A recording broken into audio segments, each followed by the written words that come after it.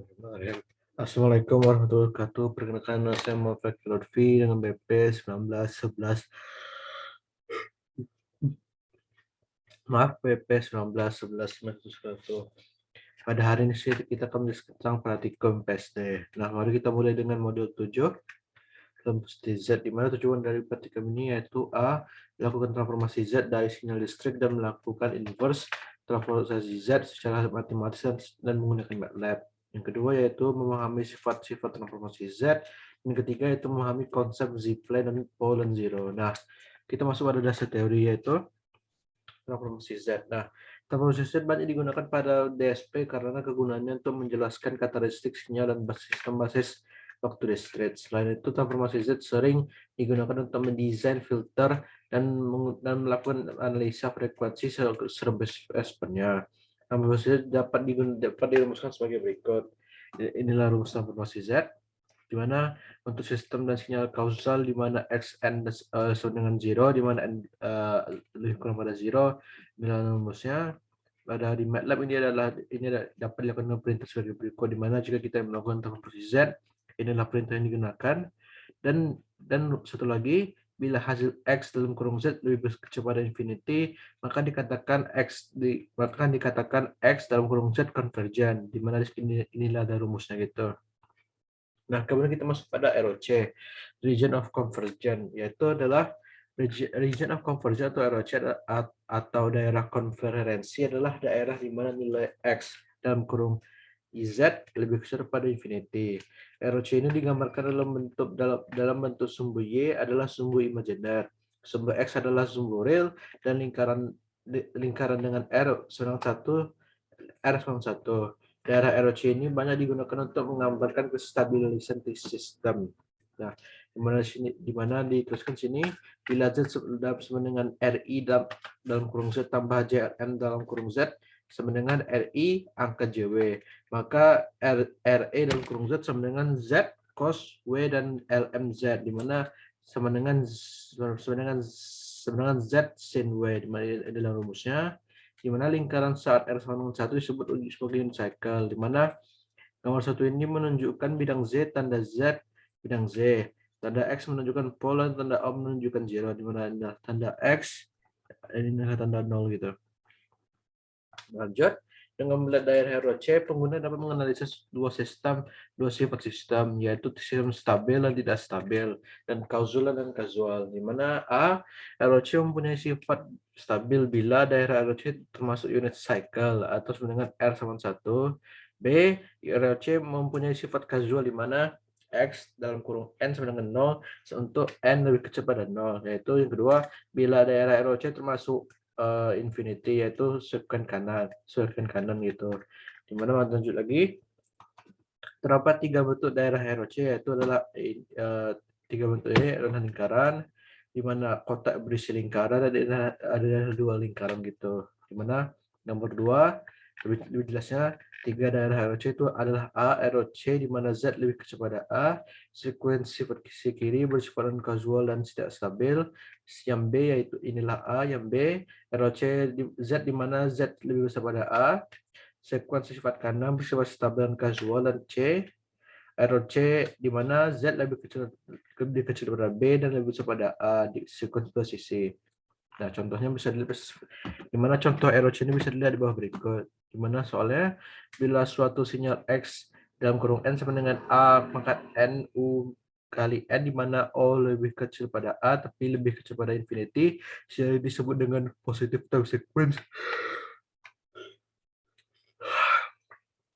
Jadilah X dalam kurung Z dan gambar daerah ROC.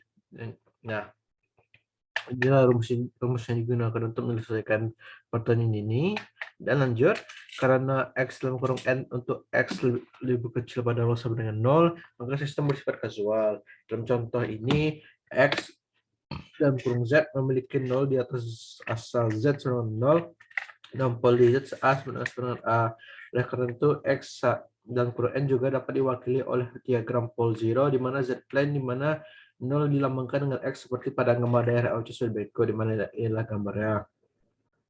Nah, pertanyaan satu lagi yaitu, jika X dalam kurung n sama dengan minus b pangkat n kali u dalam kurung min n kurung 1 ke dalam kurung, di mana b lebih kecepatan infinity dan lebih pada 0. Mana dijelaskan sinyal ini disebut dengan negatif time sequence. Carilah X dalam kurung Z dan C-nya. Inilah rumus yang digunakan untuk mencari hasilnya, dan penjelasannya karena T lebih kecil pada min 1 dan karena T lebih kecil pada min 1 tapi lebih besar pada minus infinity, jelaskan bahwa error C yang tidak kasual. Maka daerah error C pangkat 2 dapat dan plot Pollotino untuk X2 dalam kurung N ini ditunjukkan pada gambar sebagai berikut. Inilah gambar dari hasilnya, di mana catatan jika L sama dengan A dan dua contoh di atas, maka X1 dalam Z sama dengan X2 dalam kurung Z. Artinya memiliki hasil transformasi yang sama, yaitu inilah rumusnya. Lanjut, yang mana rumusnya berbunyi sebagai X dalam kurung Z X dalam kurung Z sama dengan Z dibagi Z kurang A gitu. Nah, gimana lanjut? Yang membedakan hanya pada daerah ROC adalah ROC yaitu ROC1 tidak sama dengan ROC2, sehingga dapat disimpulkan bahwa daerah ROC sangat penting dalam menentukan inverse transformasi Z, dan ROC adalah fitur pembeda yang menjamin keunikan dari transformasi Z. Nah, kita masuk pada soal kedua, yaitu jika X3 sama dengan X1 tambah X2 sama dengan ANU kurang BNU dalam kurung min N kurang min 1, di mana di sini adalah dalam kurung N. Di mana penjelasannya sinyal ini disebut dengan two-side sequence. Maka yang kita cari adalah tentukan X3 dalam kurung Z dan ROC-nya. Nah, dengan rumus ini kita bisa mencari X3-nya. Nah, kita lanjut penjelasannya.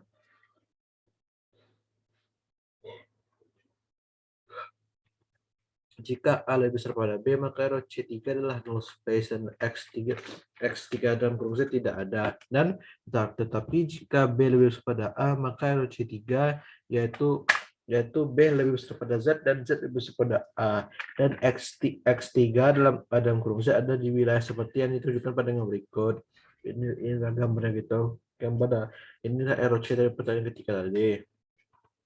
Nah, kemudian kita dapat menggunakan perintah MATLAB untuk menerapkan zipline, yaitu inilah perintah yang digunakan pada MATLAB, yaitu zipline dalam kurung zeros, poles atau zipline dalam kurung 6, dinam. Nah, kita lanjut pada pasangan transformasi umum, di mana menggunakan definisi transformasi Z dan propertinya kita dapat menentukan transformasi Z dari urutan umum. Berikut daftar dari urutan ini dapat dilihat pada tabel berikut, di mana gambar ini berisi tabel-tabel yang berisi tentang transform Z pairs gitu, di mana ini adalah sequence-nya, adalah transformasinya, dan ini adalah ROC-nya gitu. Nah, kita lanjut pada inverse transform, di mana inverse transform digunakan untuk melakukan transformasi dari bentuk X dalam kurung Z kembali menjadi S dalam kurung N. Transformasi dapat dilakukan dengan 3 cara, yaitu satu, internal dengan menggunakan rumus X dalam kurung N sama dengan 1 bagi 2 PJ kali X dalam kurung Z kali Z pangkat min 1 kurang 1 DZ. Nah, langkah kedua yaitu pembagian parsial dilakukan jika pangkat pembagi lebih besar dari penggali. Langkah ketiga itu pembagian dilakukan jika pangkat pembagi lebih kecil pada penggali, di mana di MATLAB terdapat fungsi residus tersedia untuk menghitung bagian residu dan suku langsung atau dalam kurung atau polinomial dari fungsi rasional di Z pangkat minus 1. Inilah rumusnya. Nah, di mana persamaan 3 gambar di atas menjadi fungsi rasional, di mana pembinaan penyebut polinomial berada dalam pangkat naik dalam kurung ascending dari Z minus 1. Kemudian dalam kurung R, P, C sama dengan residus dalam kurung B, A. Menghitung residu, di mana digunakan untuk menghitung residu pos dan suku langsung X dalam kurung Z, di mana dua polinomial B dalam kurung Z dan A sama dengan kurung Z diberikan dalam dua vektor B dan A masing-masing. Nah, vektor kolom yang dia kembalikan R berisi residu. Vektor kolom P berisi lokasi pol dan vektor baris C berisi istilah langsung. Nah, jika P dalam kurung K sama titik sama dengan P dalam kurung K tambah R kurung 1 adalah pol multiplisitas R, maka X Hayasin mencakup istilah bentuk sebagai berikut. Oke, kita lanjut. Demikian pula dalam kurung B, A dengan residus dalam kurung R, P, C dengan 3 argumen masukan dan 2 argumen keluaran. Mengubah ekspansi pecahan parsial di mana dalam kurung partial fraction kembali ke polinominal dengan koefisien dengan dalam vektor baris B dan A, di mana formulasi Z banyak digunakan karena A, satu, mampu menjelaskan karakteristik dalam sistem yang berbasis waktu discrete. B, konsep value zero banyak dipakai untuk menunjukkan stabilitas dan karakteristik frekuensi. Nah, kemudian kita lanjut pada bagian ketiga, yaitu persiapan praktikum, di mana mempelajari mengenai transformasi Z dari sinyal-sinyal discrete dan perintah-perintah lain yang berhubungan dengan topik praktikum pada MATLAB. Di mana kita masuk pada bagian percobaan, di mana kita pertama kali masuk pada peralatan yang digunakan, yaitu di mana PC yang dilengkapi dengan perangkat multimedia, yaitu sound card, microphone speaker, dan atau headset. B, yaitu sistem perangkat lunak MATLAB yang dilengkapi dengan toolbox DS. Kemudian kita lanjut pada percobaan, yaitu adalah percobaan 4,1, yaitu menggunakan perintah conv dan deconv. Conv digunakan untuk mengalihkan dua matriks dan deconv digunakan untuk melakukan pembagian panjang polinominal, di mana diketahui X1 sama dengan 2 tambah 3Z minus 1 tambah 4Z minus 2 dan pangkat minus 1 dan pangkat minus 2, dan X2 sama dengan 3 tambah 4Z minus pangkat minus 1 dan tambah 5Z pangkat minus 2 tambah 6Z pangkat minus 3. Tentukan X3 sama dengan X1 kali X2. Nah, solusinya dari transformasi Z, bila kita mengerti bahwa X1 sama dengan 2 pangkat dalam sama dengan 2,34 dan X2 sama dengan 3,4, 5,6. Bisa sebagai 2, 3, 4, 3, 4, 5, 6. Nah, maka convolution dari kedua urutan ini akan menghasilkan koefisien dari polinomial produk yang dibutuhkan dengan MATLAB yang dituliskan. Maka jika kita menulis kode MATLAB di sini, inilah hasil yang kita dapatkan, yaitu X3 sama dengan 6 tambah 17 minus 1 pangkat minus 1 dan 34 Z minus 2 tambah 43 Z minus 3 dan 38 pangkat minus 4 dan 24 Z minus 5 pangkat minus 5. Di mana inilah kode yang kita gunakan, inilah hasil yang kita dapatkan gitu. Kemudian kita lanjut pada bagian B, yaitu diketahui Z1 sama dengan Z tambah 2 tambah 3 minus 1 dan Z2 sama dengan 2Z pangkat 2 tambah 4Z dan tambah 3 dan tambah 5Z pangkat minus 1. Tentukan X3 di mana X1 kali X2.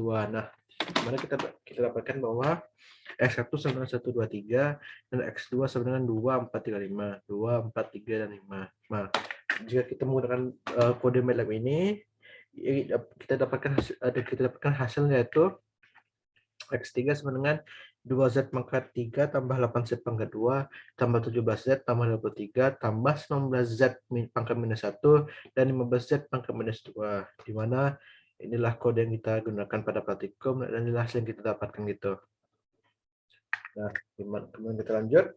Secara sepintas kita perhatikan bahwa untuk membagi satu polinomial dengan polinomial lainnya, kita membutuhkan operasi kebalikan yang disebut dekonvolusi. Pada MATLAB, P dan R sama dengan denkov dalam kurung B, A. Untuk menghitung hasil pembagian B dengan A di bagian polinomial P dan sisa R, maka di mana misalnya jika kita membagi polinomial X3 di soal 4,21B dengan X1 sebagai berikut, di mana kita menggunakan soal ini.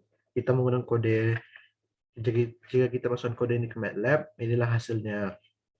Mana lanjut, sehingga kita mendapatkan koefisien dari polinomial X2 seperti yang diharapkan. Untuk mendapatkan indeks sampel, kita harus memodifikasi fungsi dan curve seperti yang kita lakukan di fungsi conf. Mana nilai kode yang kita gunakan pada nilai hasil yang kita dapatkan gitu. Nah, kemudian kita lanjut pada percobaan kedua, yaitu adalah mengubah XM menjadi NZ, XZ, di mana tentukan Z transformasi dari XN dari soal berikut. Nah, di mana solusinya adalah kita hitung 8 sampel pertama dari urutan XN yang sesuai dengan XZ. Dan kali ini dapat digunakan untuk memverifikasi komputasi Z transport, di mana dengan MATLAB kita tuliskan kode sebagai berikut. Di mana inilah kode yang kita gunakan, dan inilah hasil yang kita dapatkan. Saya akan zoomkan untuk bisa lihat lebih jelas. Nah, dengan menggunakan kode tersebut, inilah hasil yang kita dapatkan gitu. Nah, kita mundurkan lagi. Oke, kita lanjut. Kita mencari inverse transformasi Z dengan mode partial fraction, di mana tentukan inverse Z transformasi dari soal berikut, di mana solusinya adalah pertama-tama susun kembali Z sehingga itu adalah fungsi dari dalam pangkat 2 Z pangkat 1, di mana inilah fungsinya. Nah, di mana dengan MATLAB ini ditulis dengan MATLAB, inilah kode yang kita tuliskan gitu di pada MATLAB, di mana kita memperoleh XZ, di mana kita peroleh persamaan ini. Nah, seperti sebelumnya, dan bagian pula untuk mengubah kembali ke bentuk fungsi rasional. Inilah kodenya gitu. Di mana kita dengan kode MATLAB ini kita memperoleh fungsi sebagai berikut. Nah, dan ini kita masukkan kode ini di dalam MATLAB, dan inilah hasil dari kode itu tersendiri gitu, seperti yang bisa dilihat gitu. Nah, kemudian kita lanjut pada bagian 4,4, di mana kita mengambilkan pole dan zero dalam z-plane, di mana diberikan sistem kazual y sama dengan 0,9 dalam kurung n kurang 1 tambah xn. Tentukan hz dan gambarkan diagram pole zero, di mana solusinya adalah perbedaan beda dapat dimasukkan ke dalam bentuk yn sama dengan 0,9 y dalam kurung n kurang 1 tambah xn, di mana kita menggunakan persamaan sebagai berikut, maka akan dapatkan hasil sebagai berikut. Nah, karena sistemnya kazual, ada pole di 0,910 pada titik asalnya. Kita akan menggunakan MATLAB dan mengilustrasikan penggunaan fungsi z-plane, di mana inilah kode yang kita gunakan pada MATLAB, dan inilah hasil dari bentuk diagramnya gitu. Gimana? Perhatikan bahwa kita menentukan B sama dengan 1,0 daripada B sama dengan 1, karena fungsi z-plane mengasumsikan bahwa skala adalah zero atau pole. Nah, lanjut. Inilah kode yang digunakan. Inilah kode yang digunakan, dan inilah hasilnya gitu.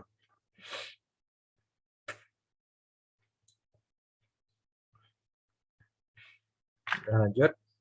Inilah tugas pada laporan praktikum, di mana satu, tentukan transformasi Z dari urutan berikut menggunakan definisi persamaan. Satu, tentukan wilayah konversi untuk setiap urutan dan verifikasi si ekspresi Z termasuk menggunakan MATLAB, di mana adalah soalnya A sama dengan xn sama dengan 0,8 n u n kurang 2, di mana inilah kodenya, inilah hasilnya. Kemudian soal kedua yaitu X sama dengan n kurang 1 kali 3 pangkat n, di mana U dikali U dan kurang n. Inilah kode yang kita gunakan, inilah hasilnya gitu. Nah, lanjut pada soal kedua, yaitu tentukan transformasi Z dari urutan berikut menggunakan tabel Z transport dan properti Z transport. Ekspresikan X sama dengan Z berikut sebagai berikut di rasional di Z kurang 1.